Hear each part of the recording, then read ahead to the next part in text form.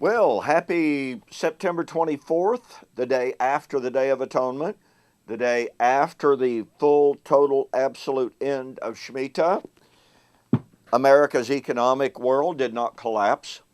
The rapture did not occur. History did not come to a collapse. And Jonathan Cahn has been exposed definitively, absolutely, as a false prophet. There really are no excuses. You know, when a man produces videos that say that he discovered a mystery and a biblical doctrine that is so precise that it can predict not only the day, the year, but the month, the day, and the very hour of the collapse, and then that does not happen. And when he bases everything that he said in the first place on a false calendar, then yes, indeed, he is a false teacher. But we've gone over that territory. We are now discussing whether or not the visit of Pope Francis to America and his meeting with Obama is a sign that we are in the last days. Some people are saying, well, he's a pope from South America, which means he's got to be the last pope. And something about 222nd day or whatever. Folks, none of that is biblical. I want you to understand something. I once believed very firmly that the Pope was the Antichrist, that Babylon of Revelation was, in fact, the Roman Catholic Church. To all of those of you who have written to me, email, private messaging, and on my YouTubes, telling me that the Roman Catholic Church is without any doubt Babylon, I hope and I pray, I ask that you will listen very carefully to the little bit of information that I am sharing with you. I made the comment on yesterday's program that the Roman Catholic Church did not do, could not do, what Revelation says Babylon had already done. Listen to me now. Revelation describes a city that was already guilty of doing, not that she was going to do, but she was already guilty of doing what Revelation describes. One of those things is killing the prophets, as I explained carefully, and as I explained in depth, textually, contextually, linguistically, in my book, Who Is This Babylon?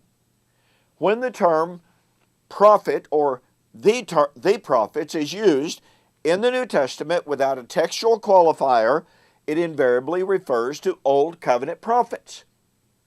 Well, the Old Covenant ended in AD 70.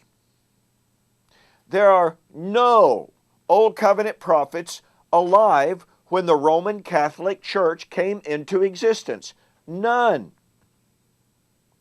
The second point I want to share with you today, and remember, John is describing a city that had already done what he is describing. Not one day would, already had. In Revelation chapter 11, verse 8, John speaks of the great city. And by the way, historians, Roman historians, as well as Jewish, called Old Covenant Jerusalem the great city. I documented in my book. Now watch this. The great city was spiritually called Sodom and Egypt, and then the verse interprets itself for us and says, it is also where the Lord was, past tense, slain. I don't know how language could be any clearer. Pay very careful attention to this, please. Catch the power of this.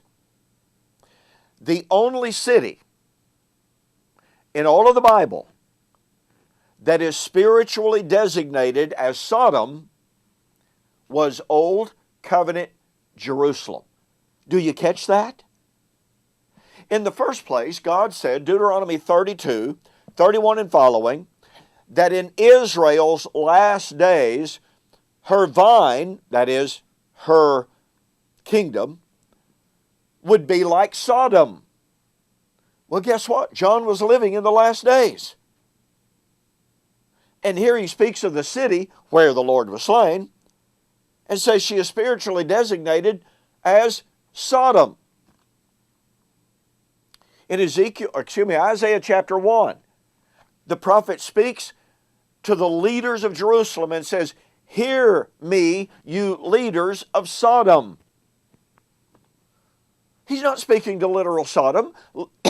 Pardon me. Literal Sodom had already been destroyed centuries before, millennia before.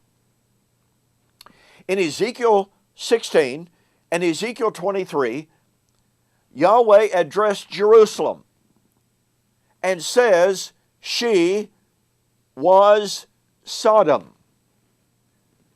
Now the question is, when we come to the book of Revelation, which uses more Old Covenant references, quotes, citations, and allusions, probably some scholars say over 440 allusions and citations, etc., of the Old Testament, and Ezekiel is used extensively, Isaiah is used extensively, the Song of Moses, Deuteronomy 32, is used extensively.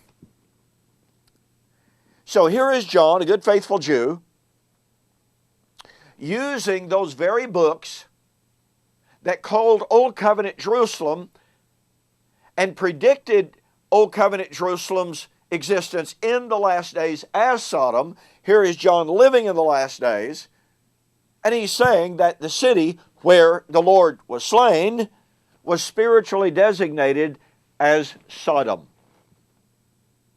I won't take the time to go into the reference to Egypt, but Old Covenant Jerusalem is likewise designated as Egypt in the New Testament, in bondage.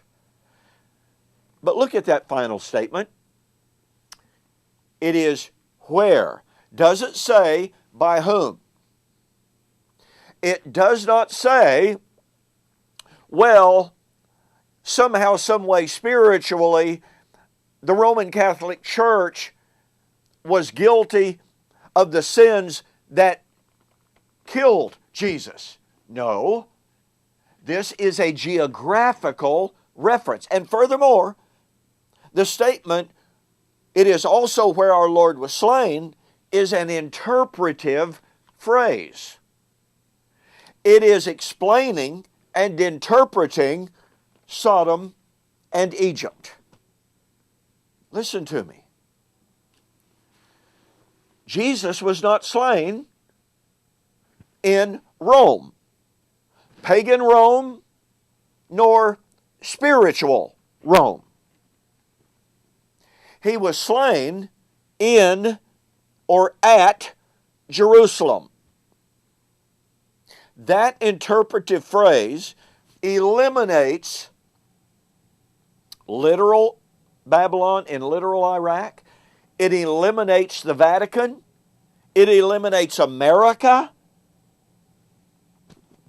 There's only one city in all the Bible spiritually designated as Sodom, and that's Old Covenant Jerusalem. There is only one city in all of history or the Bible that is where the Lord was slain. So, we couple that with the fact that Babylon killed Old Covenant prophets, and the Roman Catholic Church did not, nor could she. Couple that with the fact that Babylon is where the Lord was slain, and it's the only city spiritually designated as Sodom, i.e. Jerusalem is that city. Look, I developed this extensively with a ton more material, okay? In my book, Who is This Babylon? This book has been called groundbreaking by scholars and laymen alike, okay? Go to my website, eschatology.org, BibleProphecy.com. Order the book. Say that you saw the offer on YouTube or Facebook, and hey, I will include a free copy of my book, Can God Tell Time? And I'll pay shipping. I'll refund your shipping. Look, get a copy of Who Is This Babylon? It will dramatically change your view of Revelation, the Bible, and the entire doctrine of end times. Thanks so much for joining me for this morning's Morning Musings. Lord willing, we'll see you again on Monday. You have a great weekend, a safe weekend, and God bless.